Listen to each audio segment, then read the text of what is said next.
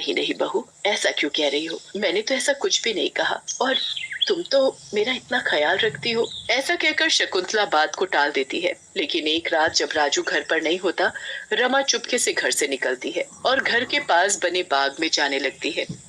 शकुंतला रमा को घर से निकलते हुए देख लेती है। अरे, ये रमा इतनी रात को कहाँ जा रही है? मुझे देखना चाहिए। ऐसा कहकर शकुंतला रमा का पीछा करने लगती है।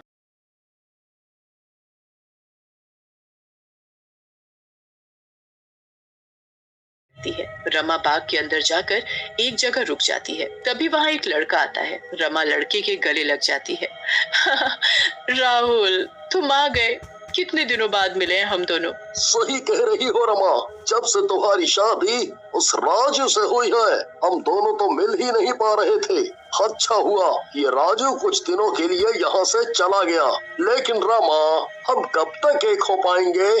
तुम चिंता ना करो राहुल, बहुत जल्दी ही इस राजू और इस बुढ़िया को मैं रास्ते से हटा दूंगी, और फिर बस मैं और तुम।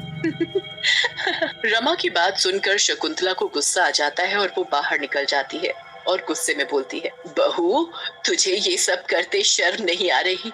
हमने तुझे बेटी बना कर रखा और तूने उसका गलत फायदा उठाया। आने दे राजू को, सब कुछ बताऊंगी उसे, फिर वही तुझे कूचेगा अच्छी तरह। शकुंतला की बात सुनकर रमा को गुस्सा आ जाता है और वो बोलती है, तो बुढ़िया, तू सब कुछ राजू को बताएगी? पहले तू उसके लिए जिंदा तो रह। ऐसा कहकर रमा राहुल की तरफ इशारा करती है। राहुल शकुंतला की गर्दन पकड़कर दबाने लगता है। छोड़ दे मुझे, दुष्ट, मत मार, छोड़ दे मुझे। थोड़ी देर में बूढ़ी शकुंतला की मौत हो जाती है। ये बुढ़िया तो मर गई, अब क्या करें? अगर इसकी लाश मिली तो पुलिस हमें पकड़ लेगी। ऐसा कुछ नहीं होगा राहुल, तुम रुको यहीं।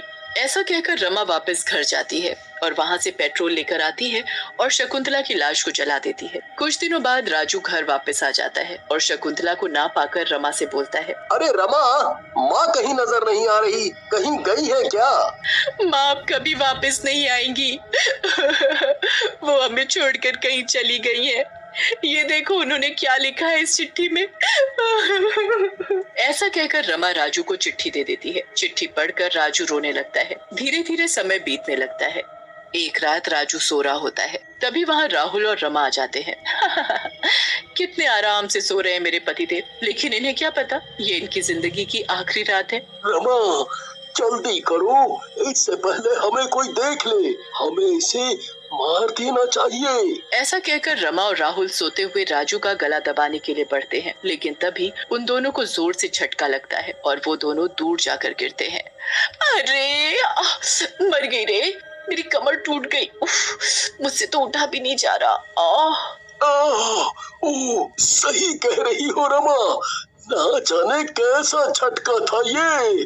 ओ, तभी वहाँ चारों तरफ धुआं धुआं फैल जाता है। जैसे ही धुआं हटता है, रमा और राजू के सामने एक चुड़ैल खड़ी होती है और जोर जोर से हंस रही होती है। रमा चुड़ैल को देखते ही पहचान जाती है और बोलती है, माँ जी, आप जिंदा कैसे हो गई?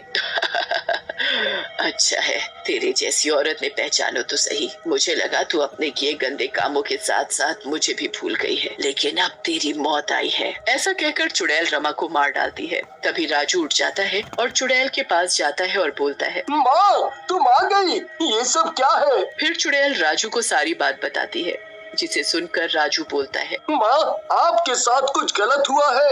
वो तो मैं तब ही समझ गया था जब इस दुष्ट रमा ने मुझे एक झूठी चिट्ठी दी, क्योंकि आपको तो लिखना पढ़ना आता ही नहीं।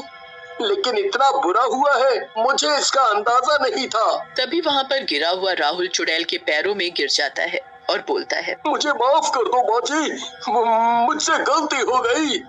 दुष्ट, तेरी वजह से एक पूरा परिवार खराब हो गया। अब तेरा मर जाना ही ठीक होगा। ऐसा कहकर चुड़ैल राहुल को भी मार डालती है। उधर राजू चुड़ैल को देखकर रोने लगता है। माँ, मुझे माफ कर दो, मैं इस दुष्ट औरत को पहचान नहीं पाया। ये सब मेरी वजह से हुआ है, मुझे माफ कर दो, मुझे माफ कर दो। जो कुछ भी हुआ बेटा, इसमें तेरा क्या दोष है। अब बस तू चुप हो जा। तू तो मेरा लाडला बेटा है। तू अपनी बचपन की दोस्त चिंकी से शादी कर ले, वो तुझे मन ही मन बहुत चाहती है। इतना बोलकर चुड़ैल वहाँ से गायब हो जाती है।